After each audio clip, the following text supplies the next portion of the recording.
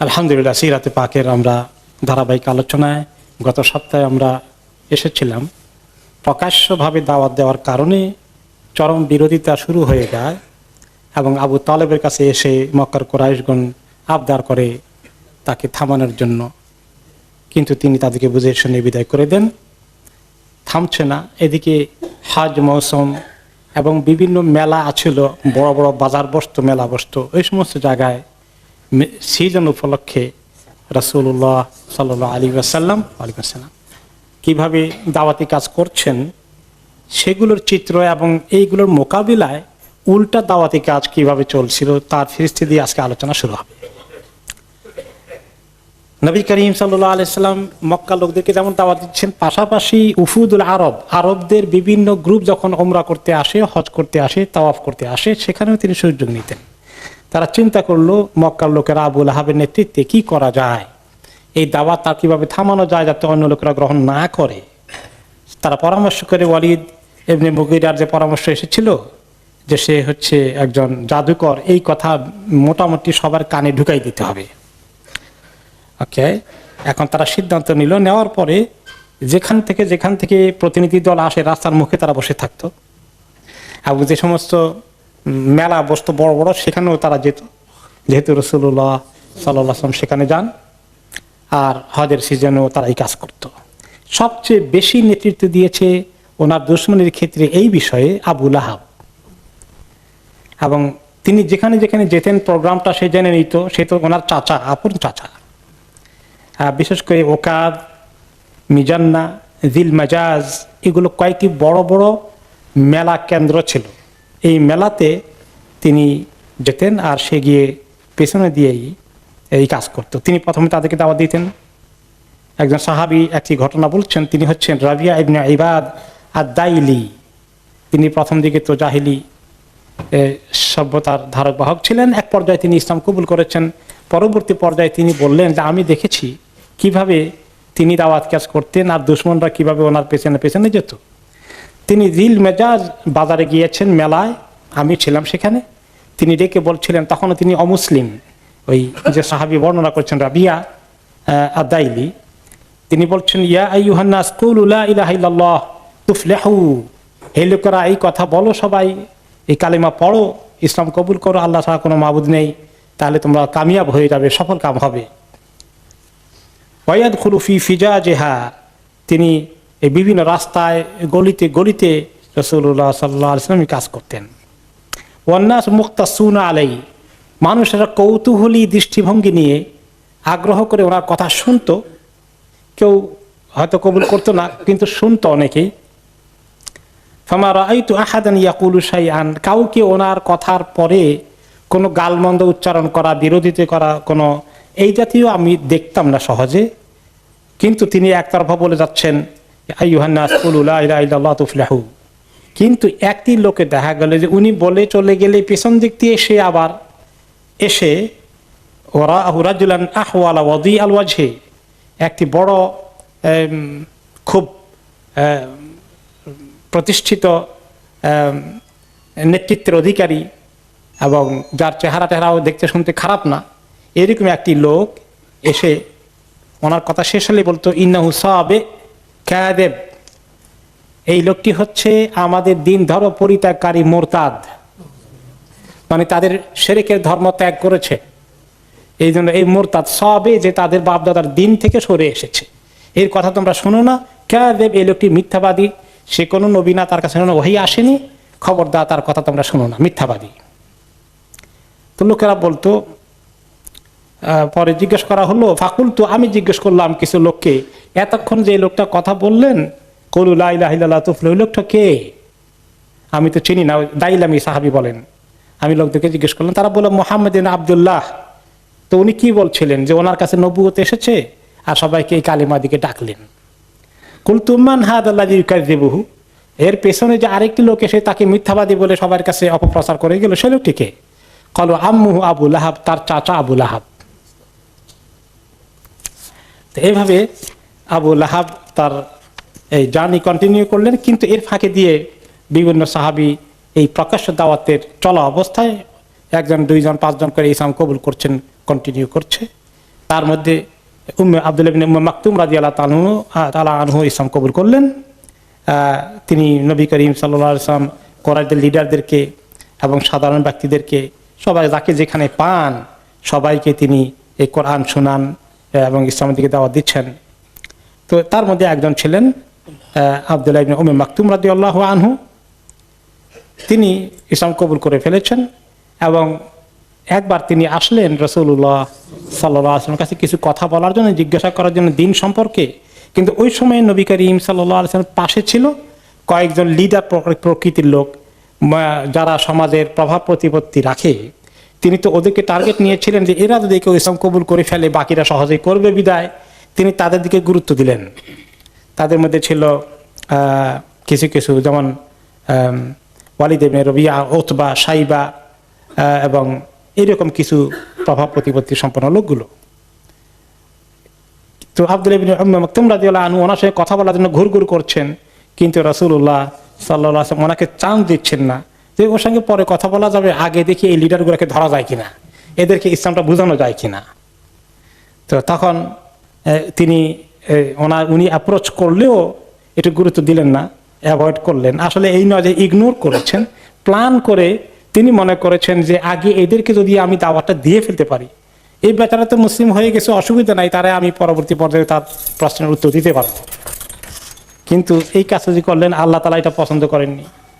আল্লাহ তাআলা আয়াত নাযিল করে দিলেন, সূরা নাযিল করলেন, সূরা আবাসা ওয়া তাওয়াল্লা। চেহারাটাকে একটু ওনার প্রশ্নের কারণে চেহারাটার মধ্যে উনি একটু বিরক্তির ভাব প্রকাশ করলেন এবং তার থেকে মুখ ফিরিয়ে নিলেন। আমজা আহুল আমা, যে একজন অন্ধ বেচারা আসছিল তার কথাকে তিনি গুরুত্ব দিলেন না এবং এই যে আসলো তাদের কথা তিনি শোনার জন্য গেলেন। তো পরে অবশ্য নবী করিম সাল্লাল্লাহু আলাইহি ওয়াসাল্লাম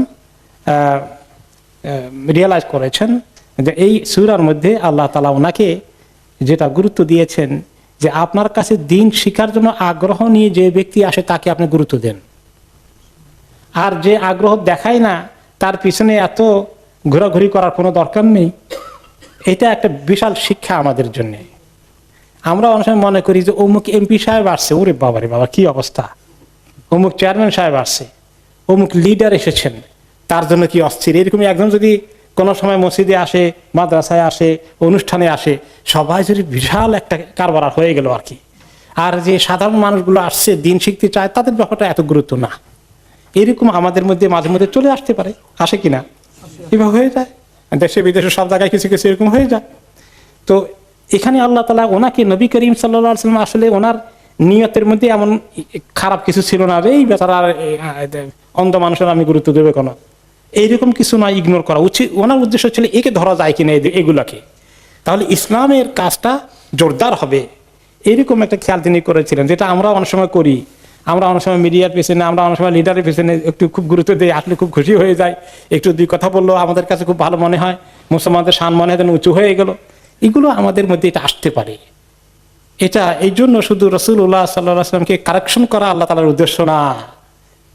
ওনার নিয়তের ভিতরে এমন কোনো খারাপ কিছু ছিল না অবশ্যই, কিন্তু এই উপলক্ষে মেসেজটা কাদের জন্য দিলেন? আমাদের জন্য, এই উম্মতের জন্য। এরকম সিচুয়েশন তোমাদের লাইফে আসবে। সিরাতে পাক পড়ার উদ্দেশ্য কি? আমরা ওনার জীবন থেকে, প্রত্যেকটি কর্ম থেকে শিক্ষা নেব এবং সেই উপলক্ষে আল্লাহ তাআলা ওনাকে কোথায় কিভাবে গাইড করেছেন, কোথায় ওনার কোনো কাজ আল্লাহর পছন্দ হয়নি সেটাকে কারেকশন করেছেন, আবার সেটার মধ্যে আমরা ঢুকে যাই কিনা। তাহলে এই জন্য এখানে আমাদের লেসন হচ্ছে যে আল্লাহ তাআলা ওনাকে কারেকশন করে দিলেন, আমাদের জন্য শিক্ষা। আর যারা ইসলাম শিখতে চায়, মুসলিম হোক নন মুসলিম হোক, তাদের প্রতি আমাদের গুরুত্ব বেশি দিতে হবে। আর যারা ইসলাম শিখতে চায় না, এই দেশে আসি বিধায়, এই দেশের কথা যদি আমরা বলি, তাদের সঙ্গে আমাদের ওয়েলকামিং অ্যাটিটিউড তো থাকবেই, যেই আসুক। কিন্তু ওইটার গুরুত্ব যদি অপরিসীম হয়ে যায়, আর যারা ইসলাম শিখতে আসে এটার গুরুত্ব আমাদের কাছে কম হয়ে যায়, তাহলে কিন্তু এটা একটু উল্টা হয়ে যেতে পারে। এখানে আমাদের জন্য একটু কেয়ারফুল থাকতে হবে। এই আব্দুল্লাহ ইবনে মাকতুম রাদিয়াল্লাহু আনহু, ওনার ব্যাপারে পরবর্তী পর্যায়ে মা আয়েশা রাদিয়াল্লাহু তাআলা আনহা বলেছেন যে, বা তার আগে ইমাম কুরতুবী রাহমাতুল্লাহ আলাইহি বলেন যে নবী করিম সাল্লাল্লাহু আলাইহি সাল্লামের এই বিষয়টা, ওনার যে কোনো আব্দুল্লাহ ইবনে মাকতুমকে ইগনোর করার কোনো উদ্দেশ্য ছিল না। তিনি জানেন যে তিনি মুসলিম, তার মধ্যে কোনো অসুবিধা হবে না তার কথা এখন না শুনলে। তার এক্সাম্পল তিনি দিয়েছেন, ইন্নী লা উতির রাজুলা ওয়া গায়রুহু আহাব্বু ইলাইয়া মিনহু। খাশিয়াতান ইউকিব্বাহুল্লাহু ফিন্নার, যে কোনো কোনো সময় গনিমতের মাল রাষ্ট্রীয় বাইতুল মাল থেকে কোনো কোনো সময় যখন তিনি সাহাবীদেরকে দিতেন, তো যারা ভালো মানের সাহাবী তাদেরকে কম দিতেন, আর যেগুলো দুর্বল মনা না দিলে নেফাক ঢুকে যাবে ওদেরকে বেশি করে দিতেন কোনো কোনো সময়। তিনি বললেন সেই উপলক্ষে যে আমি কোনো কোনো সময় কাউকে বাইতুল মাল থেকে বেশি দিয়ে দেই, কিন্তু আমার মনে চায় তাদেরকে না দিয়ে আরো ভালো লোক আছে ওদেরকে বেশি দিতে। তো ভালো লোকদেরকে বেশি না দিয়া একটু কমবখ্ত যারা দিল যাদের দুর্বল, ইমান দুর্বল, ওদেরকে বেশি করে দেই। খাশিয়াতান আন ইউকিব্বাহুল্লাহু ফিন্নার, আমার আশঙ্কা হয় আমি না দিলে এরা উল্টা পাল্টা দিকে মুনাফিকি করবে, শেষে জাহান্নামে চলে যাবে। ওদেরকে জাহান্নাম থেকে উদ্ধার করার জন্য কিছু দিয়ে টিয়ে ঠিক রাখি, যাতে ওদের আকীদা ইমান উল্টে না যায়। তো এইখান থেকে ইমামে কুরতুবী দলিল নিয়েছেন যে আসলে রাসূলুল্লাহ সাল্লাল্লাহু আলাইহি সাল্লাম জানতেন আব্দুল্লাহ ইবনে মাকতুম ওনার এতটুকু ইমানি মজবুতি আছে, ওনার কথা সাড়া না দিলে উনি মনকষ্ট পেয়ে নবী করিম সাল্লাল্লাহু আলাইহি ওয়াসাল্লামের বিরুদ্ধে অবস্থান নেবেন না। কাজেই এখানে এইটা আমাদের বোঝার বিষয়। মা আয়েশা রাদিয়াল্লাহু তাআলা আনহা পরবর্তী পর্যায়ে তিনি বলেছেন যে এই লোকটা যে আসে আব্দুল্লাহ ইবনে মাকতুম, যে উনি ওই লোক যার বিষয় নিয়ে আল্লাহ তাআলা নবী করিম সাল্লাল্লাহু আলাইহি ওয়াসাল্লামকে একটু ভৎসনা করেছেন, একটু ক্রিটিসাইজ করেছেন যে আপনি কেন তা থেকে চেহারা ফিরিয়ে নিয়েছিলেন, যদিও আল্লাহ তাআলা ওনার উদ্দেশ্য জানেন। তো এইভাবে ইসলাম কবুল করা জার্নি অব্যাহত থেকেছে কিছু কিছু নাম করা ব্যক্তি, তার মধ্যে একজন হচ্ছেন আবু যার আল গিফারি রাদিয়াল্লাহু আনহু। বিরোধিতা চরম পর্যায়ে আছে, কিন্তু ইসলাম কবুল করার কাজও চলছে পাশাপাশি। ওনার ইসলাম কবুল করার কাহিনীটি একটা চমৎকার কাহিনী। তিনি ওনার নাম, আসল নাম হচ্ছে জুনদুব ইবনে জুনাদা। উনি যদিও একদম প্রথম দিকে না, প্রকাশ্য কাজের শেষ দিকেই বলতে গেলে উনি ইসলাম কবুল করেছেন। তিনি আসলে একজন ভালো মানুষ ছিলেন অরিজিনালি, আবু যার আল গিফারি রাদিয়াল্লাহু আনহু। তিনি সত্যি মনে হয় না ইসলামকে তালাশ করছিলেন কোথায় পাওয়া যায় হক দিন, কোথায় পাওয়া যায়। কিছু লোকের মধ্যে এরকম ন্যাচারাল ফিতরাতান হকের আগ্রহ আল্লাহ তাআলা পয়দা করে দেন। মাঝে মাঝে ইসলাম কবুল করতে আসে আমাদের এখানে লোকজন, দেখা যায় তাদের ইতিহাস শুনলে যে তারা মনে হয় যেন কিছু একটা খুঁজছিলেন কোথায় রাইট দিন পাওয়া যায়। ফিতরাতান আল্লাহ তাআলা যাদের যেটা দিয়েছেন, এইরকম কিছু লোকদের মধ্যে ছিলেন আবু যার আল গিফারি রাদিয়াল্লাহু আনহু। উনি বলেন যে ওনার নিজে বর্ণনা করেছেন পরবর্তী পর্যায়ে নিজের কাহিনীটি, যে খারাজনা মিন কওমিনা গিফার আনা ওয়া আখি ওয়া উনাইস ওয়া উম্মুনা। তো আমরা একটু বের হয়েছিলাম আমাদের কওম থেকে, আমরা খুঁজছিলাম। তো আমি বললাম যে আপনারা একটু, ফাকালা উনাইস, আমার ভাই উনাইস এবং আমার মা, তিনজন, ইন্না লিহাজাতান বিমাক্কা ফাকফিনি হাত্তা আতিয়াকা। তা ওনারা হয়তো বেদুইন কবিলা ও মাঝে মধ্যে এক জায়গা থেকে আরেক জায়গায় চলে যান। তা আমরা যখন এক জার্নি থেকে এক বেদুইন এলাকা থেকে আরেক বেদুইন এলাকাতে গেলাম, আমরা তিনজন আছি এক পরিবারের। তো আমাদের মধ্যে আমার ভাই ওনাইস বললেন যে আমার মক্কায় একটু কাজ আছে, আপনারা এখানে থাকেন, হাত্তা আতিয়াকা, আমি ওখান থেকে কিছু খোঁজ খবর নিয়ে আসি। তো আবু যার বলেন যে আমার ভাই যে গেলেন অনেক বেশ কয়েকদিন পরে আসলেন। ফাকুল তুমা হাবাসাকা, এত দেরি করলেন কেন, কি ছিল মক্কায়? ক্বালা লাকিতু রাজুলান ইয়াজুমু আন্নাল্লাহা আরসালাহু আলা দীনিক, আমি এমন এক লোককে পেলাম, তুমি যে কি একটা খোঁজো সহি দিন, সে বলে আল্লাহ নাকি তাকে ওই দিন নিয়ে পাঠিয়েছে, এরকম এক লোকের খবর পেলাম। ফাকুল তুমা ইয়াকুলুন নাসু লাহু, লোকেরা তাকে কি গ্রহণ করেছে, না তাদের রিয়াকশন কি, পাবলিক কি বলে? ক্বালা ইয়াকুলুনা ইন্নাহু শাইর ওয়া সাহির ওয়া কাহিন, তারা মেজরিটি দেখলাম যে তাকে গ্রহণ করেনি, বলেছে সে তো কবি, কেউ বলেছে সে জাদুকর, কেউ বলেছে সে গণক। ওয়াকানা উনাইসুন শাইরান, তো ওনাইস নিজেও, আবু যার গিফারির ভাই ওনাইস, তিনি নিজেও কবি। তো ওনাইস বলছেন সামি'তু কাওলাল কুহান, আমি কিন্তু অনেক গণকদের কথা শুনেছি, ফামা ইয়াকুলু বিকাউলিহিম, উনি তো তাদের মতো এরকম কোনো কথা বকবক করে বলেন না, মন্ত্রতন্ত্র পড়ে যেগুলো কিছু করেন না। ওয়াকাদ ওয়াদাআতু কাওলাহু আলা আকরাইশ শা'র, আর আমি তো যেহেতু নিজেই কাব্য চর্চা করি, কবিতা চর্চা করি, আমি কবিতার সঙ্গে মিলাই দেখলাম তার কোনো কথা কবিতার সুরের সঙ্গে মিলে না। ফাওয়াল্লাহি মা ইয়ালতাইমু লিসানু আহাদিন আন্নাহু শা'র, কোনো ভালো বিবেক সম্পন্ন মানুষ বলতে পারে না যে উনি কিছু কাব্য চর্চা করছেন, কবিতা চর্চা। নো ওয়াল্লাহি ইন্নাহু লাসাদিক, আমার কাছে মনে হয়েছে তিনি অবশ্যই একজন সত্যবাদী, সত্য ক্লেমই করছেন। ওয়া ইন্নাহুম লাকাযিবুন, আর আমার কাছে মনে হলো বাকিরা সবাই যারা বলছে ওনার বিরুদ্ধে এই সমস্ত অপপ্রচার করে এরাই আসলে মিথ্যাবাদী, এতটুকু আমার কাছে মনে হলো। ফকাল আবু যার হাল আনতা কাফিয়া হাত্তা আনতালিকা ফাআনজুর, বলে যে আপনি তো মোটামুটি কিছু যাচাই বাছাই করলেন, মনে হয় কনফার্ম এখনো হন নাই, মনে হয় বলছেন, তো আপনি থাকেন, আপনি এখন বসেন এখানে এলাকায় থাকেন, আমি যাই এবারে ফাইনাল ভালো ইনভেস্টিগেট করার জন্যে। বলে না ঠিক আছে, ফাকুন মিন আহলি মাক্কা আলা হাদার ফাইন্নাহুম কাদ শানিফু লাহু ওয়া তাজাহামু লাহু। তো ওনাই আবার বলে দিলেন যাবা তো ঠিকই, কিন্তু খেয়াল রাখবেন ভাই, মক্কা লোকেরা কিন্তু তার বিরুদ্ধে বড় অবস্থান নিয়েছে, যদি টের পায় যে আপনি তার দলে তার দিকে ঝুঁকছেন বা তাকে তালাশ করছেন, তাকে খুঁজতে যাচ্ছেন, তাহলে কিন্তু আপনার 12টা বাজিয়ে দিবে, খুব সাবধানে থাকবেন কিন্তু কেউ যেন টের না পায়। আবু দার বললেন যে হাত্তা কাদিমতু মাক্কা, আমি মক্কা আসলাম এবং আমি কয়েকজন লোককে পেলাম, তো তাদেরকে জিজ্ঞেস করলাম আচ্ছা ওই যে একটা লোক আছে তোমাদের সমাজে ধর্মত্যাগী লোকটা কই, মোরতাদ তোমাদের ধর্ম থেকে, সেই লোকটা কই? তখন সে বললো যে ওই যে ওকালা সাহাবী, ওই যে ওই লোকটা দেখা যায় ওই যে অমুক জায়গায়। ওকে, ফাআশারা ইলাইয়া আইনা হাদার রাজুল ফাআশারা ইলাইয়া ওয়াকালা সাহাবী ফামালু আহলুল ওয়াদি আলাইয়া বিকুল্লি মাদারাতিন ওয়া আযমিন হাত্তা খারারতু মাগশিয়ান আলাই।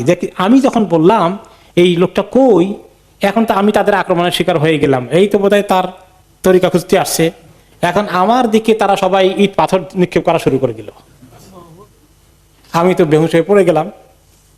যখন উঠলাম দেখি যে আমার চেহারা মধ্যে ক্ষত বিক্ষত হয়ে গেছে তাদের ইটে। এরপরে আমি কি করব, এখন এই বিপদ আপদে বিদেশি মানুষ, আমি জমজম পানি খেলাম, আমার এই রক্ত এগুলো মুছে ফেললাম। তো আমি এখন ওনাকে তো আমার এরা কেউ দেখিয়ে দেবে না বুঝতে পারছি, আমি তো চিনিও না ওনাকে, কিভাবে ওনার সন্ধান পাই, কাকে জিজ্ঞাসা করলে তো আবার আক্রমণ করবে। তখন আমি এই 1 মাসের মতো কাটালাম আর অপেক্ষা করি যে কোনো সময় দেখানি হয়ে যায়, তাকে দেখতে পাই কিনা। আর 1 মাস আমি কি করলাম, আমার তো খাবার দাবার না, আমি বিদেশি মানুষ, সাথে সামান্য আনসারের শ্বাস হয়ে গেছে, বাকি দিনগুলো শুধু আমি জমজম খেলাম। আলহামদুলিল্লাহ, আমার চেহারাটা যেগুলো ক্ষত বিক্ষত হয়ে গেছিল অজু করতে করতে ধুইতে এটাও ভালো হয়ে গেল, আর আমি জমজম দিয়ে যেন আমার পেট ভরে যায় এরকম মনে হলো। আর আমার শরীর যেরকম আমি স্বাস্থ্য নিয়ে আসছিলাম জমজম খেয়ে, আলহামদুলিল্লাহ স্বাস্থ্য আরো ভালো হয়ে গেল, একদম সুন্দর সুঠাম দেহের অধিকারী হয়ে গেলাম 1 মাসের ভিতরে। তো এইভাবে এখন আমি তো এক তালে আসি, এক জিনিসের খোঁজে আসি, সেটা পাই কেমনে। তো আমি রাতেও জেগে থাকি, অনেকে ঘুমাইলে যে রাতে কোনো সুযোগ পাই কিনা। তো একদিন চন্দ্রের ভালো আলো আছে, ওই রাত্রে আমি অপেক্ষায় আছি কাবা ঘরের পাশে।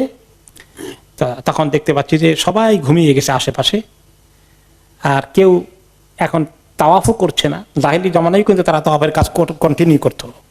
তবে দেখলাম 2 জন মহিলা শুধু তাওয়াফ করতে আসছে, নিরিবিলি তারা 2 জন মহিলা তাওয়াফ করছে। তাওয়াফ করতে এসে তারা ইসাফ আর না এলার কাছে খুব দরখাস্ত দিচ্ছে। ইসাফ আর না এলা এই 2 মূর্তি, এই ইসাফ হলো পুরুষ মূর্তি আর না এলা হলো মহিলা মূর্তি। তো এই দুটোর ঘটনা কি? এই দুটো অরিজিনালি এদের ব্যাপারে আরবদের কাছে প্রচলিত ছিল। এই 2 জন জেনা করার জন্য কাবা ঘরের ভিতরে ঢুকছিল জাহিলি জামানায়, এবং সেখানে জেনা করা অবস্থায় তারা আল্লাহর কাছ থেকে অভিশপ্ত হয়ে যায়। ওকে, অভিশপ্ত হওয়ার কারণে আল্লাহ তাআলা তাদেরকে পরবর্তী পর্যায়ে অভিশপ্ত করেন, এবং তাদেরকে পরবর্তী পর্যায়ে এরা করে মূর্তি বানায়। এই অভিশপ্ত লোকগুলো এখন তাদের পূজনীয় হয়ে গেল। তো ওই 2 জনের কাছে গিয়ে তারা যখন খুব আবদার করছে, দরখাস্ত দিচ্ছে, আমি এটা দেখি যে আমার কাছে খুব খারাপ লাগছে। অহমা তাদু ইয়ানি ইসাফ আর না ইলার মতো এই মূর্তিগুলোর কাছে গিয়ে যখন দরখাস্ত দেওয়া শুরু করে দিল, আমি তাদের কাছে গেলাম। এই আবু যর গফারের মাইন্ডে কিন্তু তাওহীদ আছে, এতটুকু উনি বুঝতে পারছেন। ফাকুলতু আনকাহু আহাদুহুমাল আখার, বললাম যে এই যে মাবুদগুলোর কাছে এরা তো জেনাকারে নিয়েছিল, তো কমপক্ষে এই 2টার বিয়ে করাই দাও আগে, হালাল করে দাও, তারপরে না তোমরা তাদের কাছে হারাম করে কাছে চাও, অন্তত হালাল করে দাও।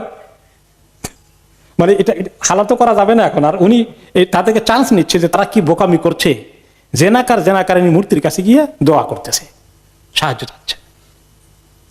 ফামা সানাহুমা যালিকা, আমি তাদেরকে থামানোর জন্য এই কথা বললাম যে কার কাছে যাও, কিন্তু তারা থামলো না। ফাআতাতা আলাইয়া, তারা আমার কাছে আসে, বরং আমাকে চ্যালেঞ্জ করতেছে, কি তুমি কি বলতে চাও? ফাকুলতু ওয়াহনুন মিসলুল খাসাবা, আর এগুলো তাদের এইটা একটা সাংকেতিক কথা, তার অর্থ হচ্ছে যে এগুলো তো সব মানে উল্টাপাল্টা লিঙ্গ বানাইয়া রাখছে, খারাপ জিনিস, যে হিন্দুদের লিঙ্গ পূজা আছে না, এরকম খারাপ জিনিসের কাছে যারা অপকর্ম করেছে এদের কাছে যাও। কিন্তু আমি কথাগুলোকে মানে উনি ভদ্রতা নষ্ট না করে ইঙ্গিতে বলছেন, বললেন আর নিলাম আকনি, আমি তাদেরকে মেনশন করি নাই যে এরা জেনাখোর ছিল, তাদেরকে এইভাবে ইঙ্গিত করে বোঝানোর চেষ্টা করলাম, কিন্তু ইঙ্গিতটাও তাদের কাছে খুব খারাপ লেগেছে। মাহবুদের ব্যাপারে এত বড় তহমত, জঘন্য কথা। তারা তখন খুব উলুধ্বনি দিতে দিতে এখান থেকে বের হয়ে গেল, আমার কথা তাদের কাছে সহ্য হলো না। যেতে যেতে বলছে, লাউকানা হাহুনা আহাদুন মিন আনফারিনা, আহারে আমাদের সঙ্গে যে আমাদের দল আসছিল, কাফেলা আসছিল, তারা যদি থাকতে এখন এই ব্যাপারে ভালো করে সাইজ করতে পারতো। মাহবুদের ব্যাপারে এত বড় কথা।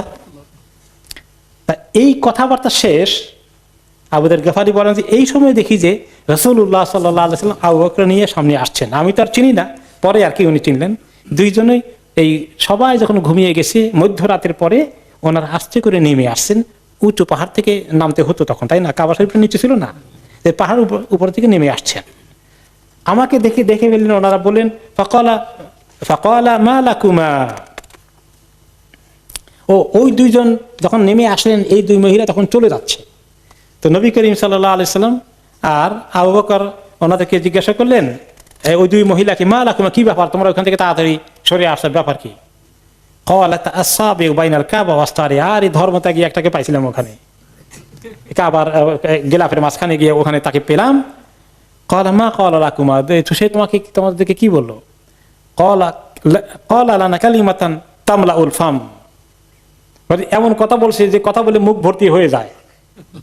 তো সব ইঙ্গিতের কথা কি, মানে আরব জাহেরি সমাজেও দেখা যায় তাদের কথা বলার মধ্যে মানে যথেষ্ট লজ্জা, সম্ভ্রম, সভ্যতা, ভদ্রতা এগুলো আছে। তো বলেছে এমন কথা বলছে যে কথা বলা যাবে না, একে মুখ ভর্তি হয়ে যাবে। ওকে, তো এতটুকুন ওই দুইজনেরকে জিজ্ঞাসা করার উত্তর শেষ। আবু যর এবার বলেন, ফাজা রাসূলুল্লাহ সাল্লাল্লাহু আলাইহি ওয়াসাল্লাম হুয়া ওয়া সাহিবু হাত্তা ইসতালাম আল হাজার, ওই দুইজন আসলেন নবী করিম সাল্লাল্লাহু আলাইহি ওয়াসাল্লাম, আবু বকর, ওনারা হাজর আসওয়াদে চুমু খেলেন, এরপরে তাওয়াফ করলেন বাইতুল্লাহ, এরপরে নামাজ পড়লেন।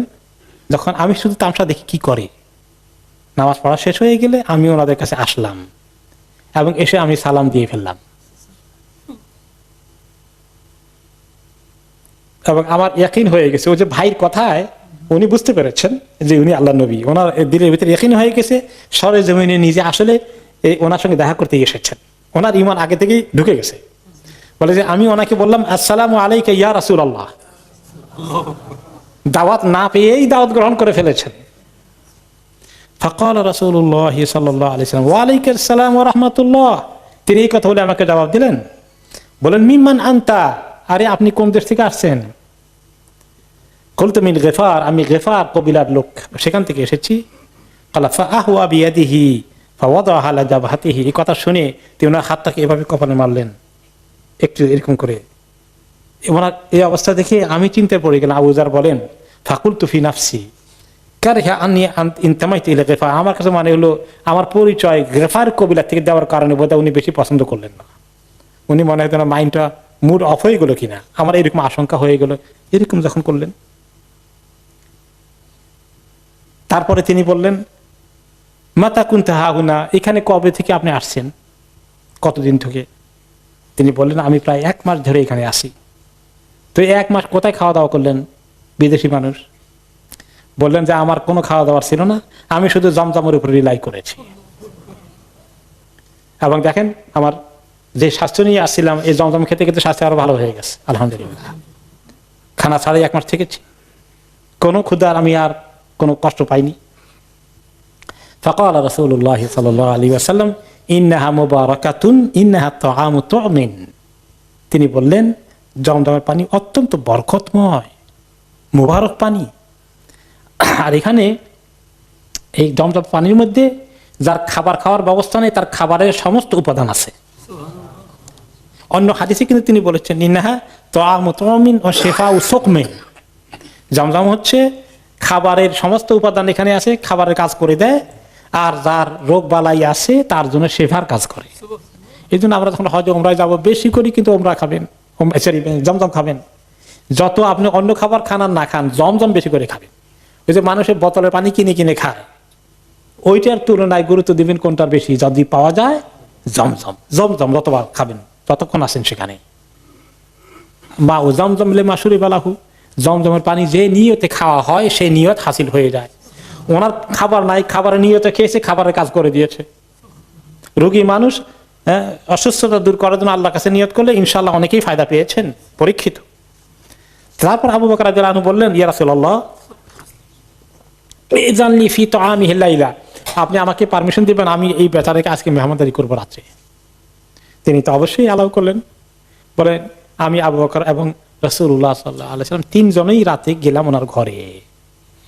আবু বকর যখন দরজা খুললেন, খুলেই তিনি তায়েফের ফ্রেশ কিসমিস বের করে নিয়ে আসলেন। তায়েফ কিন্তু আঙ্গুরের জন্য খুব ভালো, ওই আঙ্গুরের কিসমিসটা খুব মজা। আঙ্গুর তো কিসমিস বানানো হয় আঙ্গুরকে ড্রাই করে, তো খেলাম, খুব ভালো লাগলো।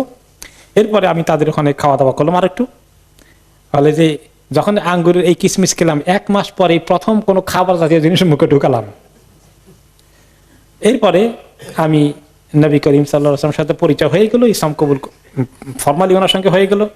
এরপরে উনি আমাকে বললেন যে রেডি হয়ে যাও, তুমি তোমার ছিলা এখানে, ফাহাল আনতা মুবাল্লিগুন আন্নি কওমাকা, এখন তুমি তোমার কওমের কাছে গিয়ে আমার পক্ষ থেকে এই দাওয়াতি কাজ করবা তো। এটা বুঝাই শুনে ওনাকে আল্লাহ আল্লাহ আইয়ান ফাহুম বিকা ওয়া ইয়াজুরাকা ফীহিম, আশা করা যায় দাওয়াতি কাজ করতে পারলে তোমার দ্বারা আল্লাহ তাআলা অনেক ফায়দা নেবেন, এবং তাদের সবাই যত লোককে তুমি দাওয়াতি কাজে ঢুকাতে পারবা, দিনের দিকে ঢুকাতে পারবা, সবার সমপরিমাণ নেকি আল্লাহ তাআলা তোমাকে দান করবেন। আবু যার বললেন যে আমি তারপরে ওনা থেকে বিদায় নিয়ে চলে আসলাম। আমার সঙ্গে দেখা তো হয়ে গেছে, কাজ হয়ে গেছে, আর আমার এখানে থাকার আর প্রয়োজন নেই। উনি দায়িত্ব দিলেন আমি চলে আসার জন্য, আমি চলে আসলাম। আসার পরে ভাই ওনাইসের সঙ্গে দেখা হলো। ভাই বললেন মা সোনাতে এতদিন থাকলেন কি করলেন? বলতে সোনাতু আন্নি আসলামতু ওয়া সাদ্দাকতু, আমি কি করছি, আমি তো কাম করছি, বিশ্বাস করে ঈমান নিয়ে ইসলাম কবুল করে এসেছি। ক্বালা উনাইসুন ফামা বি রাগবাতুন আন দীনিকা, বলেন যে যেই দিন আপনি কবুল করছেন আপনি কি মনে করছেন আমি ওটার বিপক্ষে আছি নাকি? ফাইন্নী কাদ আসলামতু ওয়া সাদ্দাকতু, আমিও ইসলাম কবুল করে ফেলছি, বিশ্বাস করছি। মানে ওনাকে কয় নাই, কি জানি ওনার রিয়াকশন কি হবে না হবে। তারপরে বলে দুইজনে যখন এক হয়ে গেছে, সেও মুসলিম আমিও মুসলিম, সে তো আমাকে বলে নাই।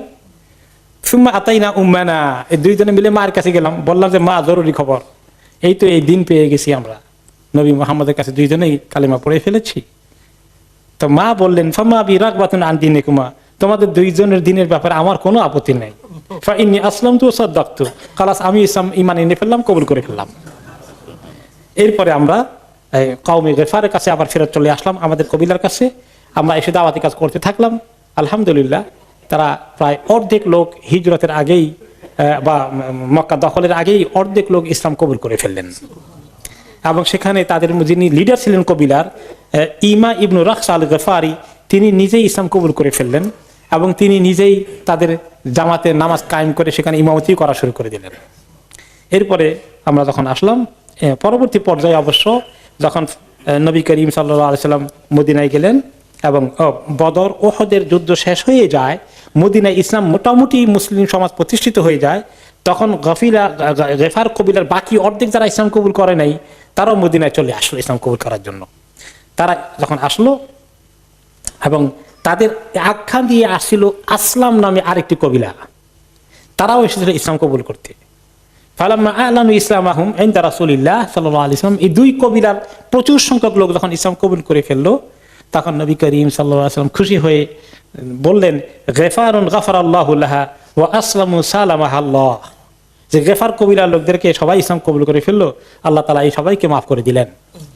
আর আসলাম কবিলা সবাই ইসলাম কবুল করলো, সবার সঙ্গে আল্লাহ তাআলা সন্ধি চুক্তি হয়ে গেল, তার মানে আল্লাহর সঙ্গে তাদের কোনো দুশমনী আর থাকলো না। এভাবে আবু যার রাদিয়াল্লাহু তাআলা আনহু ইসলামের কাহিনী আসলো। এইভাবে অনেক লোক ইসলাম কবুল করছে। এখন আসলো যে কোরাইশদের দুশমনী, যত ইসলাম কবুল করে লোকেরা তত দুশমনী তাদের তুঙ্গে উঠে। এখন তারা চিন্তা করলো না, আস্তে ধীরে দুশমনী করলে হবে না, জোরে সোরে দুশমনী করতে হবে।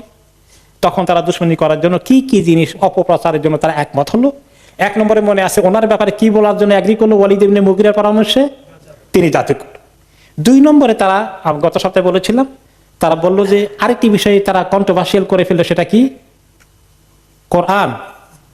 কোরআনের ব্যাপারে এটা আল্লাহ থেকে নাজিল হওয়া কিতাব নয়, বরঞ্চ এটা হচ্ছে তার মন গড়া কথা, নবী মুহাম্মদের মন গড়া কল্প কাহিনী।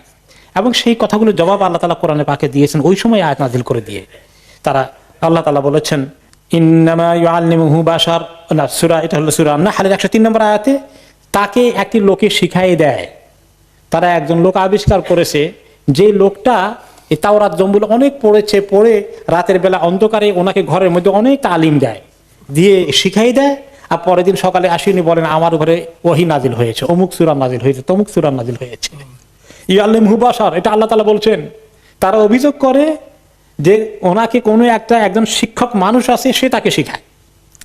এরপরে সূরা আল ফুরকানের 4, 5, 7 নম্বর আয়াত আসছে, وقالوا أساطير الأولين اكتتبها فهي تملى عليه بكرة وأصيلا।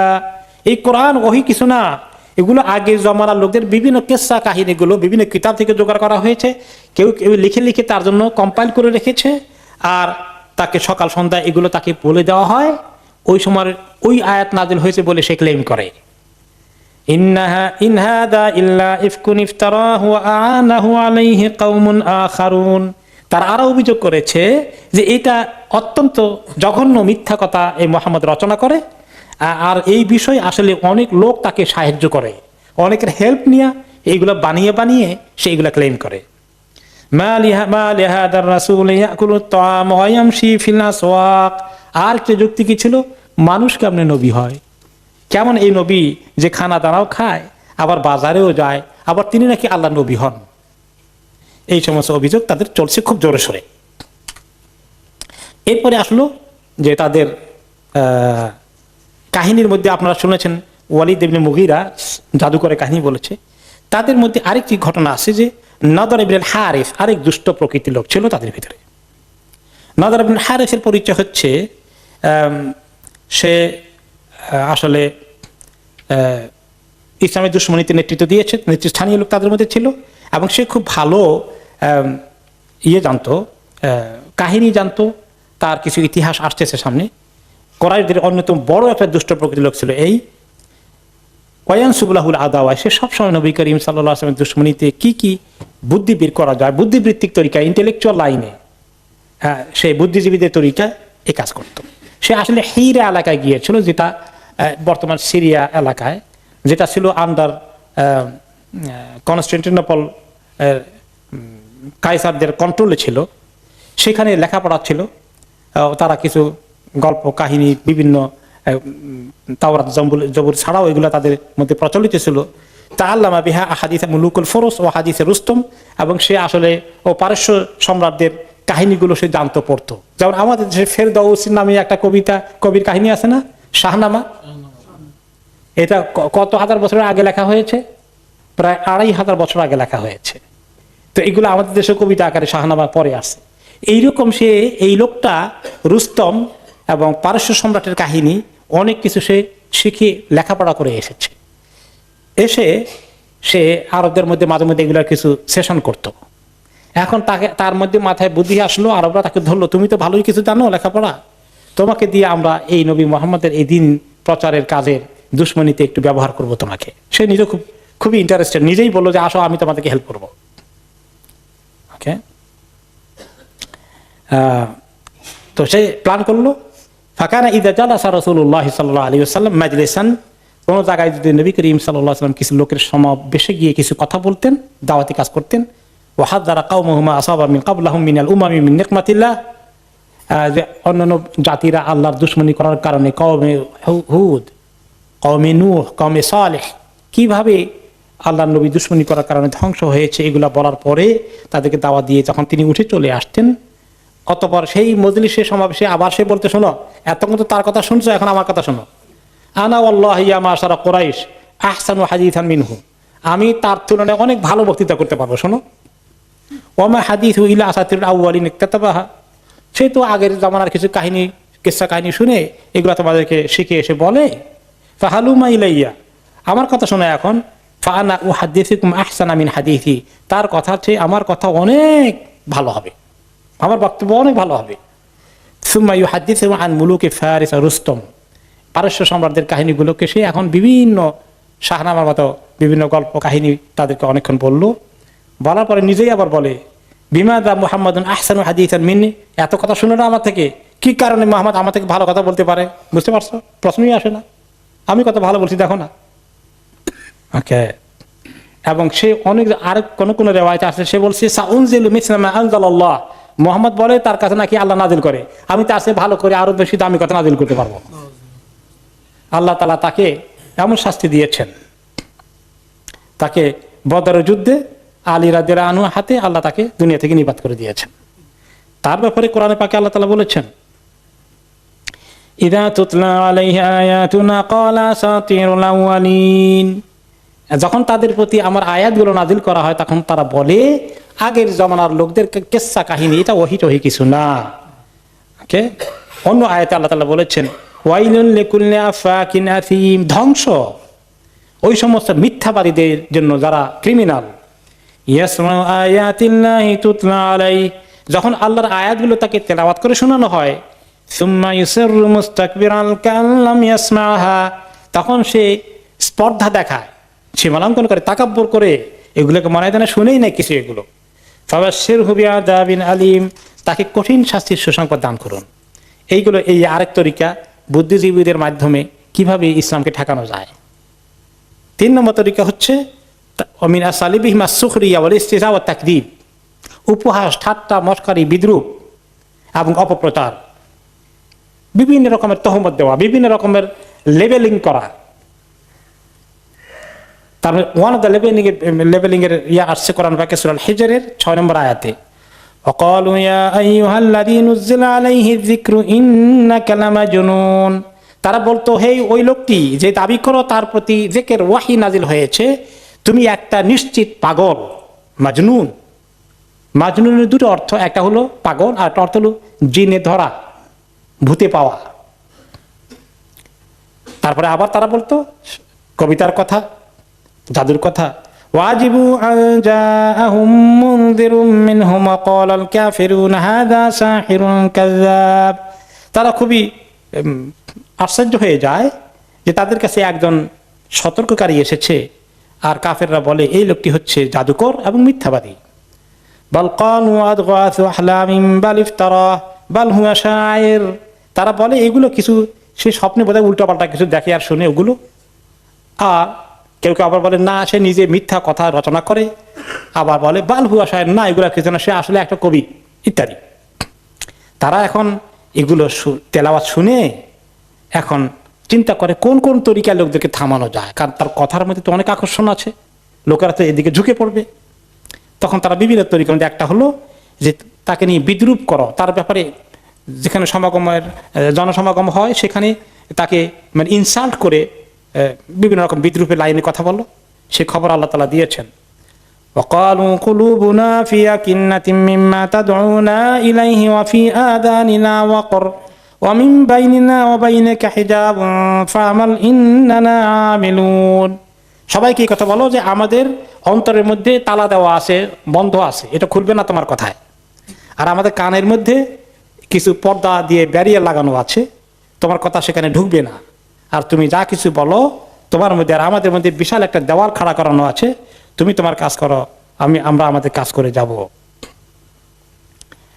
وَإِذَا قَرَأْتَ الْقُرْآنَ جَعَلْنَا بَيْنَكَ وَبَيْنَ الَّذِينَ لَا يُؤْمِنُونَ بِالْآخِرَةِ حِجَابًا مَسْتُورًا, অন্য আয়াতে আল্লাহ তাআলা বলেছেন আপনি যখন কোরআন পড়েন তারা শোনার পরে মনে হয় না তাদের মধ্যে কোনো অ্যাকশন হলো না, মনে হয় না আপনার মধ্যে তাদের মধ্যে আমি কি করেছি, যারা ঈমান আনে না আখিরাতের প্রতি, হিজাবাম মাস্তুরা, বিরাট একটা পর্দা দেওয়ালের মতো দাঁড়িয়ে আছে।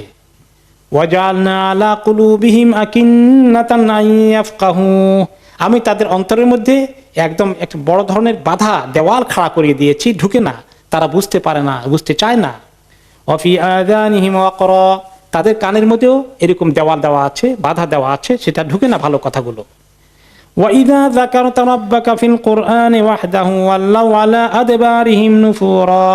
যখন কোরআনে আপনার রবের কথা বলেন, এক রবের কথা আলোচনা করেন, তখন সঙ্গে সঙ্গে তারা পৃষ্ঠ প্রদর্শন করে জলদি করে পালিয়ে যায়, চলে যায় আপনার কাছ থেকে দূরে।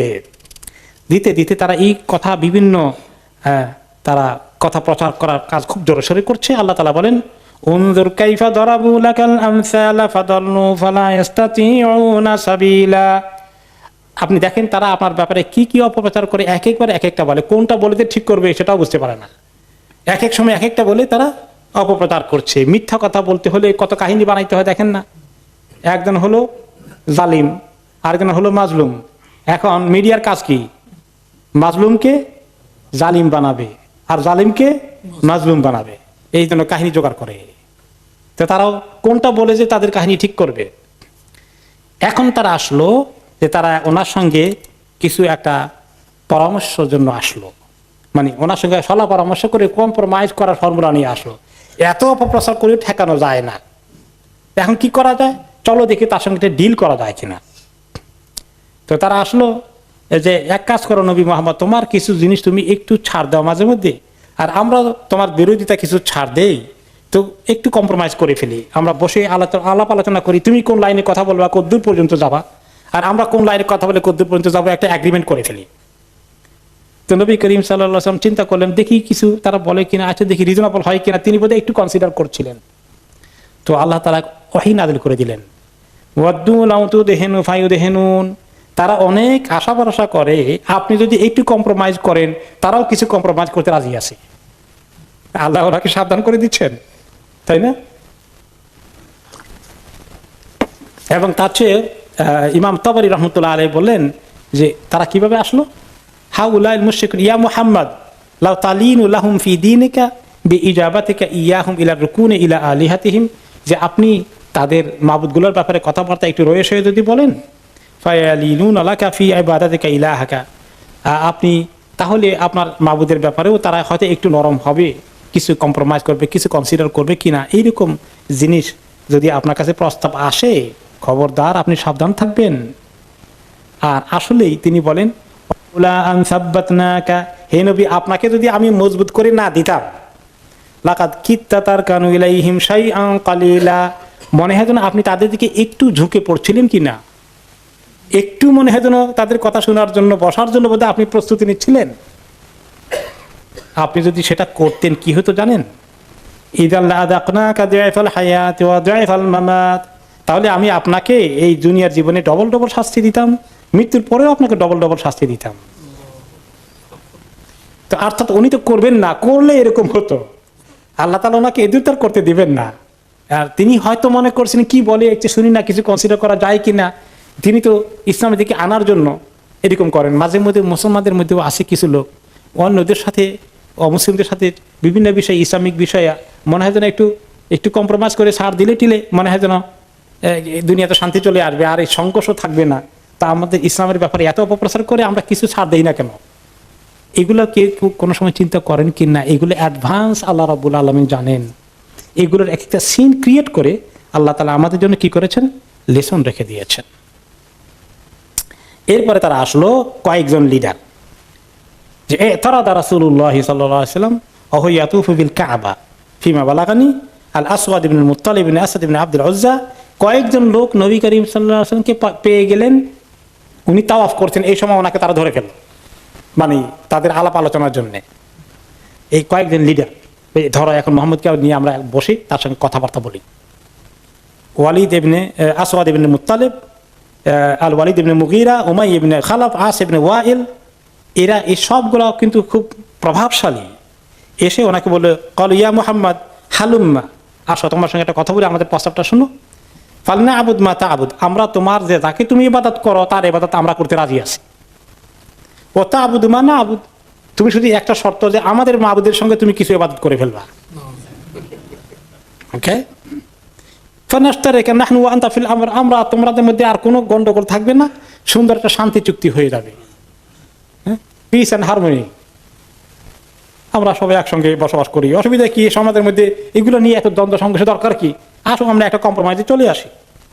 ওকে, ফাইন কানা আল্লাযী তা'বুদু খায়রান মিম্মা না'বুদ কাদ আখাযনা বিহাদ্দিনা মিনহু, তোমার মাবুদ যদি আসলেই ভালো হয়, তার কাছে ভালো কিছু থাকে, তো আমরা ইবাদত করে সেটা আমরা কিছু পেয়ে গেলাম, আমরা এটা মিস করলাম না। ওয়া ইন কানা মা না'বুদু খায়রান মিম্মা তা'বুদ, আর আমরা যে মাবুদের ইবাদত করি এর মধ্যে কোনো ভালাই থাকলে তুমিও সেটা মিস করলো না। কুনতা কাদ আখাযতা বিহাদ্দিকা মিনহু, তুমিও মোটামুটি আমাদের মাবুদের ভালো কিছু থাকলে সেটাও পেয়ে গেলা, তোমার মাবুদের ভালোটাও পাইলা, আমাদের মাবুদের ভালোটাও পাইলা, আর আমরা দোনো মাবুদের পেলাম, অসুবিধা কি? তা আল্লাহ তাআলা তখন কোন সূরা নাযিল করলেন?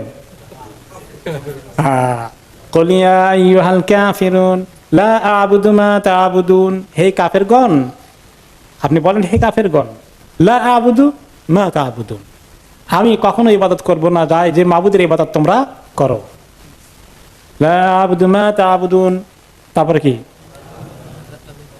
ওয়ালা আনা আবিদুম মা আবাদতুম ওয়ালা আনতুম আবিদুনা মা আ'বুদ, আর আমি যে মাবুদের ইবাদত করি তোমরা তার ইবাদত করবে না। ওয়ালা আনা আবিদুম মা আবাদতুম, আবার রিপিট করা হচ্ছে, তোমরা যেটার ইবাদত করো আমি তার ইবাদত করব না। রিপিট হলো না? রিপিট হচ্ছে। লাকুম দীনুকুম ওয়ালিয়া দীন, তোমাদের ধর্ম তোমাদের কাছে, আমার ধর্ম আমার কাছে, মিক্স আপ করার কোনো সুযোগ নেই। তো এখানে শুধু ইবাদতের উদ্দেশ্য নয়, এখানে গোটা দিন, লাকুম দীনুকুম ওয়ালিয়া দীন, এই শুধু ইবাদত নয়, দিনের মধ্যে যত রকমের সংস্কৃতি আছে সব কিছু শামিল। কৃষ্টি, কালচার, ঈদ, আনন্দ, তাদের ধর্ম দিবস, আমাদের ধর্ম দিবস, অনেকে ক্রিসমাস উপলক্ষে আমরা এটা করতে পারবো কিনা, ওটা করতে পারবো কিনা, হ্যাপি ক্রিসমাস বলতে পারবো কিনা, বলে অসুবিধা কি, অনেকে ফতুয়া দিয়ে বসে আছেন। তো এখানে এই যে উম্মতের জন্য এই সিচুয়েশনগুলো আসবে, এগুলো আল্লাহ তাআলা তো জানেন, সেই জন্য ওই সমস্ত সময়ের যে ঘটনাগুলোর সঙ্গে আল্লাহ তাআলা ঘটিয়ে সেই উপলক্ষে তিনি আমাদের জন্য গাইডলাইন রেখেছেন। যে খামাখা লোকেরা বিভিন্ন রকমের দ্বিমত পোষণ করে, সেগুলো জবাব তো আল্লাহ তাআলা কোরআনে পাকে দিয়ে দিয়েছেন। তাহলে এই যে অন্যদের পক্ষ থেকে তাদের কোনো অসুবিধা নাই এক আধ দিন আমাদের মাবুদের ইবাদত করতে, কিন্তু আমাদের একবার করতে গেলে অসুবিধা আছে কিনা? সুবহানাল্লাহ।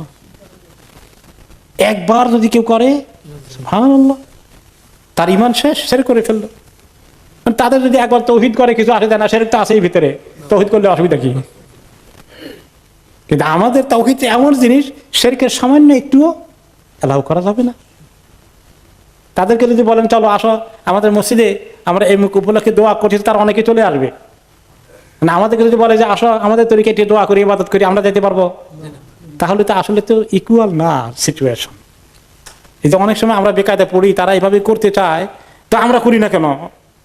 এটা না করলে তো অসুন্দর দেখা যায়, এরকম আমাদের কেউ কেউ মনে করে বসি। কিন্তু আমাদের কি যে অসুবিধা আছে, আমাদের দিনের মূল ভিত্তি তো তাওহীদ। তো এই জিনিসটা, এই জন্য শুধু ইবাদত নয়, সার্বিক যে কোনো ধর্মীয় এনিথিং ধর্মের সঙ্গে লিঙ্কড হয়ে আছে, ক্রিসমাসটা তাদের ধর্মের একটা বিরাট অংশ। মূল ভিত্তি হলো কি? ঈসা আলাইহিস সালাম আল্লাহ তাআলার সন্তান, এটা তো মূল আকীদাতি বিশ্বাস। এটার ব্যাপারে কোন বিষয় আপনি একমত হতে পারবেন না? লাকুম দীনুকুম ওয়ালিয়া দীন, ওই ধর্মকে অবজ্ঞা করার, হামলা করার, ওই ধর্মের ব্যাপারে নিন্দা করারও আমাদের দরকার নাই, কিন্তু লাকুম দীনুকুম ওয়ালিয়া দীন, তোমাদের ধর্ম তোমাদের পাশে। যদি ওইখানে ক্রিসমাস উপলক্ষে আপনি যেটাই করেন, সেটার মূল বক্তব্য হচ্ছে ঈসা আলাইহিস সালাম আল্লাহর সন্তান, তাহলে এর শিরকের মধ্যে আপনি সরাসরি কোরআনে পাকে অনেক সূরাতে আল্লাহ তাআলা বলেছেন, তারা এমন কথা বলেছে যে আল্লাহ তাআলা একজনকে সন্তান হিসাবে নিয়েছেন। এই কথা এত মারাত্মক কথা, আকাশ জমিন মনে হয় এই কথার ভারের কারণে, এই কথা এত ব্যাপক, মনে হয় যেন আকাশ জমিন নিজে ভেঙ্গে চুরমার হয়ে পড়ে যাবে। মনে হয় যেন পাহাড় হাদ্দা, পাহাড় মনে হয় ভেঙ্গে চুরমার হয়ে যাবে, যে আল্লাহর ব্যাপারে এত বড় তহমত, যে আল্লাহর কে কুল হুয়াল্লাহু আহাদ আল্লাহুস সামাদ লাম ইয়ালিদ ওয়া লাম ইউলাদ, এই কথার পরিবর্তে যে কথা, এই কথা আল্লাহর কাছে এত বড় কথা, সেই কথাটাকে সঙ্গে কোনো কম্প্রোমাইজ করার কোনো সুযোগ নাই। এই জন্য কম্প্রোমাইজের এই যে প্রেশার আসে সেখানে দেখো, কারোর সঙ্গে আমাদের দুশমনির দরকার নাই, কিন্তু আমাদের দিনের ব্যাপারে কম্প্রোমাইজ করার কোনো সুযোগ নেই। এই মজবুতিটা আল্লাহ তাআলা এখানে ওনার সিরাতে পাক থেকে আমাদের শিক্ষা নিতে বলছেন। এই কাজে এই সূরা শুধু ওনার জামানার জন্য নাজিল হয়েছে, এই সূরার আর দরকার নেই। যুগে যুগে যখন এই পরিস্থিতি সৃষ্টি হবে, তখন এই সূরা আমাদেরকে গাইড করবে, হেল্প করবে। এরপরে বারে বারে তাকিদ করা হয়েছে, রিপিট করা হচ্ছে, লাকুম দীনুকুম ওয়ালা আনা আ'বুদু মা আ'বুদু ওয়ালা আনতুম আ'বিদুনা মা আ'বুদ, 4টি বাক্য একই অর্থ 4বার বলা হয়েছে, কত গুরুত্ব দেওয়ার জন্য। এরপরে একদিন নবী করিম সাল্লাল্লাহু আলাইহি সাল্লাম, তাদের আরেকটি বিষয় ছিল যে ওনার সঙ্গে কিছু কৃতদাস মার্কা লোকজন ইসলাম কবুল করেছে, তাদেরকে নিয়েও বসেন, কিছু ধনী লোক বসে, গরিব লোক বসে, ওইখানে তারা কেমনি আসবে, এটি আরেকটা অপপ্রচারের হাতিয়ার।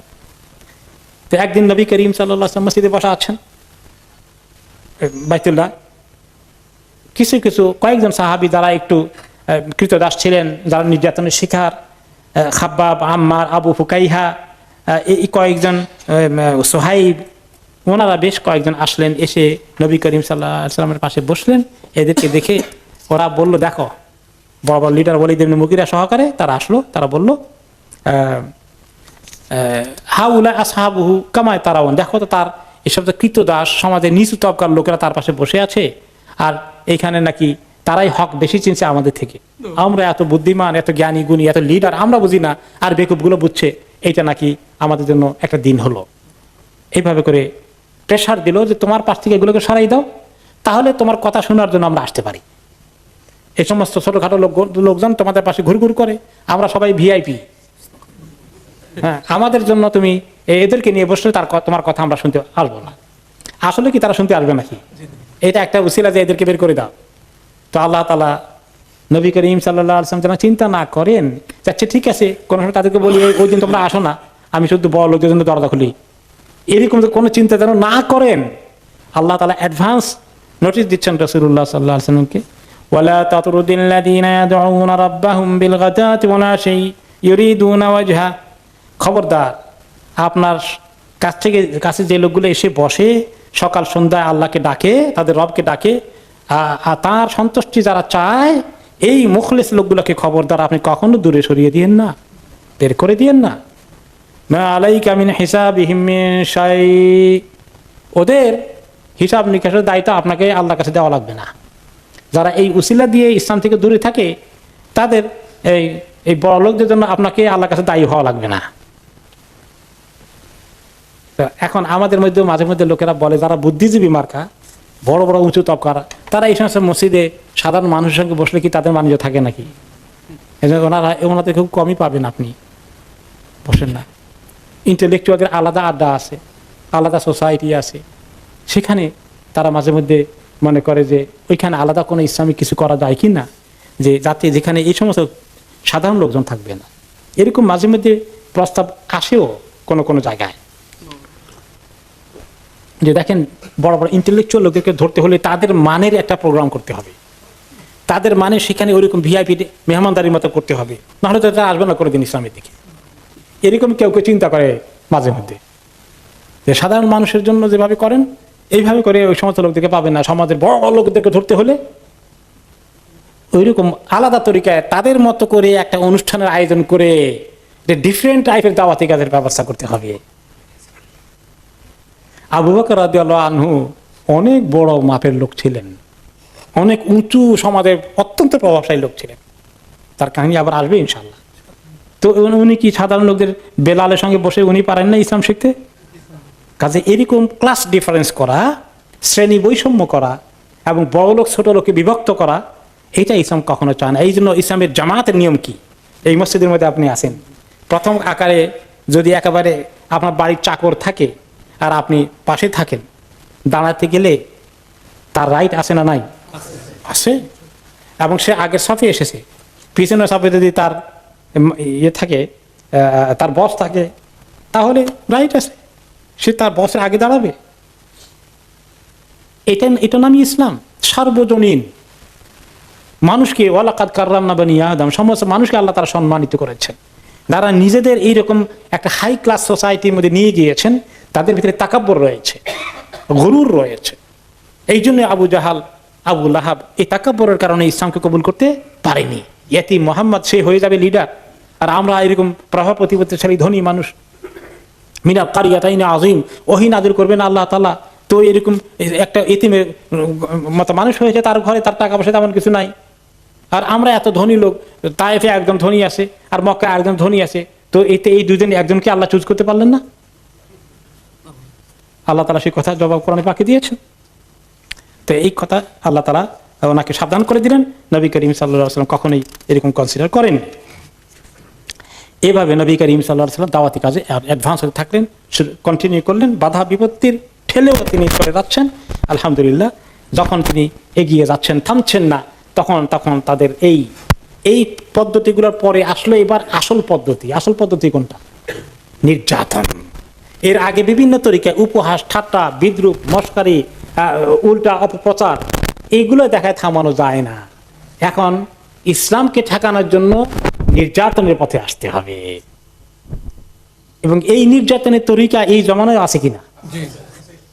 বিভিন্ন মিডিয়া সারাদিন বলার পরে দেখা যায় থামানো যায় না। এখন ইসলাম আলাদেরকে নির্যাতনের শিকার বানাতে হবে। তো এই নির্যাতনের শিকার মক্কার লোকেরা মিটিং করলো, আবার ফাজতামা রুউসুল মুশরিকিন ওয়া ক্বাররারুল লুজুআ ইলাল উনফি ওয়াল কুওয়াতি ফি মুহারাবাতিল ইসলাম ওয়াল মুনতামিনা ইলাই। মক্কার লিডাররা একত্রিত হয়ে গেল। দেখো, অনেক চেষ্টা করলাম কয়েক বছর থেকে, দেখা যাচ্ছে যে না, তার ভিতরে অলরেডি লোক ঢুকছে, আস্তে আস্তে করে লোক বাড়ছে। এটা তো আমাদের জন্য চ্যালেঞ্জ। আমাদের সকল কর্মসূচি অপপ্রচার, বুদ্ধিবৃত্তিকভাবে কবি, জাদুকর ইত্যাদি বলা, এবং তার পিছনে ভালো ভালো লোক নাই, নাম করা লোক নাই, আছে মাত্র কিছু কীট দাস মার্কা, এইগুলো বলা টলা কোনো কাজই হলো না। এখন আমরা চূড়ান্ত নির্যাতনের পথে যেতে হবে। তারা মক্কার লোকেরা সিদ্ধান্ত নিল, যাদের আন্ডারে আত্মীয় স্বজনের মধ্যে হোক অথবা চাকর বাকর বা কৃতদাস দাসী আছে, প্রত্যেক মনিবের দায়িত্ব হলো এদেরকে শায়েস্তা করা। এবং মক্কা থেকে তারা চিঠি পাঠালো বিভিন্ন জায়গায়, বিভিন্ন কবিলায়, তোমাদের প্রত্যেক কবিলায় তোমরা খোঁজ করে দেখো কে ইসলাম কবুল করেছে, এবং তাদের উপরে যারা প্রভাবশালী আছে তাদেরকে ধরে এনে তারা শায়েস্তার কাজ করবে। এভাবে শুরু হয়ে গেল তাদের সিদ্ধান্ত কার্যকরী করা। ওকে, কিন্তু শুধুমাত্র আল্লাহ তাআলা তখনও নবী করিম সাল্লাল্লাহু আলাইহি সাল্লামকে হেফাজত করেছেন, যে ওনার গায়ে হাত তারা তুলতে পারেনি। ইমাম ইবনে কাইয়িম রাহমাতুল্লাহ আলাইহি বিষয়টাকে বলেছেন যে আল্লাহ তাআলা একটা বিরাট হিকমত এখানে কাজ করেছে। আবু তালেব ইসলাম কবুল না করে ওনার ডিফেন্ড করছেন, আর ওরা সুবিধা করতে পারছে না যে আবু তালেব তো তাদের দিনে এখনো আছে, না এখনো মৃত্যুর আগ পর্যন্ত, কিন্তু ওনাকে ডিফেন্ড করছেন। এখন তারা আবু তালেবের বিরুদ্ধেও যেতে পারে না, যে উনিও লিডার, আর উনিও বলেছে আমি তো আব্দুল মুত্তালিবের দিনের মধ্যে আছি। তো তিনি বলেন যে হয়তো আবু তালেব ইসলাম মিস করেছে। আল্লাহ তাআলার মানসা ছিল যে তাকে ইসলামে না এনে বাইরে রেখেই নবী মুহাম্মদের সাহায্য বেশি হবে। কারণ ইসলাম কবুল করে ফেলে আবু তালেব নিজেই তাদের আক্রমণের শিকার হয়ে যেতেন। আর কিসের মুহাম্মদ সাল্লাল্লাহু আলাইহি ওয়াসাল্লামকে ডিফেন্ড করবেন? ইসলাম কবুল না করিয়ে আল্লাহ তাআলা তাকে দিয়ে, তাদের তরিকার লোক যেহেতু, তারা তার সঙ্গে সুবিধা করতে পারছে না। এই জন্য আর নবী করিম সাল্লাল্লাহু আলাইহি ওয়াসাল্লাম ব্যক্তিগত চরিত্র, গ্রহণযোগ্যতা, ওনার উপরে সরাসরি আক্রমণ করার মতো সাহস, হিম্মত আল্লাহ তাদেরকে দেয়নি। কিন্তু অনেক সাহাবীরা আক্রমণের শিকার হয়ে গেলেন। আর যে সমস্ত ক্রিমিনালগুলো এই আক্রমণের লিড নিত, তাদের লিস্ট উলামায়ে কেরাম সিরাতে পাকি বের করেছেন। এই লিস্টের মধ্যে অনেকেই স্বয়ং নবী করিম সাল্লাল্লাহু আলাইহি ওয়াসাল্লামের আত্মীয় গোষ্ঠীর মধ্যে আছে। এক নম্বর লিস্ট হলো আবু লাহাব, উনি তার চাচা। তারপর হলো আবু সুফিয়ানের সঙ্গে ওনার সম্পর্ক কি? আত্মীয়তার।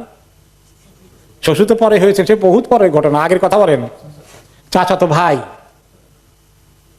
উতবা ইবনে রাবিয়া, শাইবা ইবনে রাবিয়া, উকবা, আবু সুফিয়ান ইবনে হারব আরেক আবু সুফিয়ান, হাকাম ইবনে আবিল আস, নাদর ইবনে হারিস, যার কথা একটু আগে পড়লাম আমরা, আবুল বাখতারি, আবু জাহাল, ওয়ালিদ ইবনে মুগীরা, আস ইবনে ওয়াইল, উমাইয়া ইবনে খালাফ, আসওয়াদ ইবনে মুত্তালিব, আল আসওয়াদ ইবনে আব্দ ইয়াগুস। এই 16 জন বড় ধরনের দুষ্কৃতিকারী, বড় লিডার ইসলামী দুশমনী তারা করেছিল। এরাই সমস্ত সিদ্ধান্ত নিত এবং কুরাইশ বংশের লোকদেরকে ছাড়াও মক্কার আশেপাশে অন্যান্য কবিলার কাছে তারা চিঠিপত্র পাঠানো শুরু করে দিল। এবং তারা একদিন করে আক্রমণের শিকার বানালো। বিশেষ করে এমনকি ওসমান ইবনে আফফান রাদিয়াল্লাহু তাআলা আনহু, উনি তো ইসলাম কবুল করে ফেলেছেন বেশ আর্লি টাইমে, উনি তো নাম করা মানুষ, তারপরে ওনাকেও তারা টার্গেট বানিয়েছে। ওনাকে কে শাস্তি দিত? ওনার চাচা হাকাম ইবনে আবিল আস, চাচা তো মুরব্বী এই কায়দায়। ফায়ুসিকুহু রিবাতান, ওনাকে বেঁধে ফেলত। ওয়া ইয়াকুলু লাহু আতারগবু আন মিল্লাতি আবাইকা ইলা দীনিল মুহদাস, তুমি তোমার পূর্বপুরুষের দিন ধর্ম ছেড়ে একটা বেদাতি দিন, নতুন দিন, মুহদাস মানে বেদাত, এইরকম একটা নতুন দিনের মধ্যে তুমি ঢুকছো। আল্লাহু লা আখুল্লুকা আবাদান হাত্তা তাদা মা আনতা আলাইহি মিন হাযাদ দ্বীন, আমি তোমাকে এই শৃঙ্খল থেকে কখনো মুক্তি দেব না যতক্ষণ না এই দিনকে তুমি ছেড়ে না দাও। ফায়াকুল ওসমান রাদিয়াল্লাহু আনহু, তিনিও জবাব দিতেন মজবুত ভাবে, আল্লাহু লা আদআহু আবাদান ওয়ালা উফারিহু, কখনো দিন আমি ছাড়বো না, এই দিন থেকে আমি সরে আসবো না। ফালাম্মা রাআল হাকামু সাল্লাবাতাহু ফি দীনিহি তারাকা, এক পর্যায়ে সে নিজে টায়ার্ড হয়ে পড়ে ওনাকে শৃঙ্খলা খুলে দিয়ে ছেড়ে দিয়েছেন। এইগুলো ওসমান রাদিয়াল্লাহু আনহু। এরপরে আসলো জুবাইর ইবনে আওয়াম রাদিয়াল্লাহু আনহু, ওনার চাচাও ওই আবু জাহালদের নির্দেশে যে প্রত্যেক মুরব্বীরা তোমাদের আন্ডারে লোকদেরকে কন্ট্রোল করো, নির্যাতন করো। তার চাচা ওনাকে পেঁচাতেন চাটাই দিয়ে, খেজুর গাছের চাটাই দিয়ে ওনাকে মোড়াই ফেলতেন রোল করে, এবং তারপরে আগুন জ্বালিয়ে ধোঁয়া সৃষ্টি করে ওনার নাকের মধ্যে গিয়ে ধরতেন, আর শাস্তি দিয়ে বলতেন ইরজি ইলাল কুফর, যে কুফরের দিকে, আমাদের ধর্মের দিকে আসো। ফায়াকুল জুবাইর লা আকফুরু আবাদান, আমি কখনো ছাড়বো না এই ধর্ম। জিন্নিরা রাদিয়াল্লাহু আনহা এক মহিলা, তিনি কৃতদাসী ছিলেন। আবু বকর রাদিয়াল্লাহু আনহু ওনাকে শেষ পর্যন্ত অত্যাচার থেকে তারপর যখন নির্যাতন নেমে আসলো, উনি নিজে তাকে টাকা দিয়ে খরিদ করে কিনে মুক্ত করে দিলেন। ফাকালাত কুরাইশ মা আযহাবা বাসারাহা ইল্লা আল্লাতু ওয়াল উজ্জা, এই মহিলা জিন্নিরা এক পর্যায়ে অন্ধ হয়ে গেলেন। তখন তারা প্রচার করা শুরু করে দিল যে লাত আর উজ্জার অভিশাপে মহিলা অন্ধ হয়ে গেছে। ফাকালাত কাযাবু আবাইতিল্লাহ, আল্লাহর ঘরের কসম, তারা মিথ্যা কথা বলেছে। মা তাদুরুল লাতু ওয়াল উজ্জা ওয়া মা তানফাআন, লাত উজ্জা আমার কোনো ক্ষতি করতে পারবে না, না কোনো উপকার করতে পারবে। তিনি প্রতিবাদ করলেন তাদের কথা। ওনার এই শক্ত প্রতিবাদের ফলে ফারাদ্দাল্লাহু বাসারহা, আল্লাহ তাআলা আবার ওনার চোখ খুলে দিলেন, অন্ধত্ব আল্লাহ দূর করে দিলেন। মুসআব ইবনে উমাইর রাদিয়াল্লাহু আনহু উপর নির্যাতন, যে তিনি মক্কার একজন টকবগে যুবক ছিলেন, চেহারা অত্যন্ত সুন্দর, আর বাপ মায়ের একান্ত প্রিয় সন্তান, আর টাকা পয়সা যথেষ্ট ছিল, এমন ধনী ছিল, সবচেয়ে দামি কাপড়, ডিজাইন ক্লথগুলো কোথায় পাওয়া যায় আবিষ্কার করা, দামি সুগন্ধি, লম্বা লম্বা চুল, মাথায় তেল দিয়ে ভালো করে আঁচড়ে বের হতেন। সবাই বলতো মা রাআইতু বিমাক্কা আহাদান আহসানা লিম্মাতান, মক্কা শহরে এত সুন্দর বাবরি চুলওয়ালা মুসাবের মতো আর দ্বিতীয় ব্যক্তি কেউ ছিলেন না। ওয়ালা আরাক্কা হুল্লাতান ওয়ালা আনআমা নি'মাতান মিন মুসআব ইবনে উমাইর, তার মতো এরকম নিয়ামতে ডুবে থাকা, পয়সা করে ফুটানি করার কোনোটার অভাব নাই, সুগন্ধির অভাব নাই। কোন রাস্তা দিয়ে গেলে সবাই টের পেত এই রাস্তা দিয়ে মুসাব গিয়েছে, কারণ এই সুগন্ধি আর কারো ঘরে নাই, এত দামি আতর ব্যবহার করতেন। এরপরে তিনি যখন দিন ইসলাম খবর পেলেন, তিনি দারুল আরকাম ইবনে আবিল আরকামে গিয়ে গোপনে ইসলাম কবুল করলেন। তার মা বাবা এবং লোকদের দুশ্মনির ভয়ে লুকিয়ে রাখলেন ইসলামকে, গোপনে যেতেন। ওকে, কিন্তু একদিন এক লোকে দেখে ফেললো যে তিনি ইসলাম কবুল করে ফেলেছেন। তার ঘরে গিয়ে খবর দেওয়া হলো। এরপরে তার মা তাকে ধরে অ্যারেস্ট করে ফেলেন, বন্দি করে রাখলেন। বন্দি করতে করতে করতে করতে তারপরে শেষ পর্যন্ত দেখা গেল যে সে ছাড়বে না। তিনি একদিন ছুটে ফেললেন। কেমনে ছুটে তিনি চলে গেলেন আবিসিনিয়া হিজরত করে পরবর্তী পর্যায়ে। এরপরে ওনার কাহিনী ওখানে গেল। এরপরে নাহদিয়া নামে এবং এক কৃতদাসী এবং তার মেয়ে, এরা দুইজন ইসলাম কবুল করে ফেলেছিলেন। এবং কানাত আলী ইমরাতি মিন বনি আব্দিদ্দারের এক মহিলার, তারা ছিল কৃতদাসী। ফামাররা বিহিমা আবু বকর রাদিয়াল্লাহু আনহু গেলেন, যে তাদেরকে নির্যাতন করা হচ্ছে, আর মহিলা নির্যাতন করার বলে কোনোদিন তোমাদেরকে আমি মুক্ত করে দেব না, আর শাস্তি দিতেই থাকবো। আবু বকর রাদিয়াল্লাহু আনহু বললেন হেল ইয়া উম্মে ফুলান, ফাকালাত হেল আনতা আফসাদতাহুমা ফাআতিকহুমা, বলে যে তাদেরকে ছেড়ে দেন না, তাদেরকে ছেড়ে দেন, তাদেরকে মুক্ত করে দেন যদি আপনি তাদেরকে পছন্দ না করেন, এত নির্যাতন করেন কেন? বলে ঠিক আছে, তুমি তো মনে হয় তাদেরকে নষ্ট করছো, তা তুমি তাদেরকে মুক্ত করো। আবু বকর বললেন কত টাকা লাগবে, আমি কিনে ফেললাম। ওহুমা হুররাতান, কিনে তাদের দুজনকে মুক্ত করে দিলাম। এভাবে আবু বকর রাদিয়াল্লাহু আনহুর হাতে অনেকেই মুক্ত হয়েছেন, এবং আরো নির্যাতনের কাহিনী আগামী সপ্তাহে আসবে। আমরা যেহেতু টাইম আমাদের পার হয়ে গেছে, আমরা এখানে আজকে শেষ করে দেই ইনশাআল্লাহ।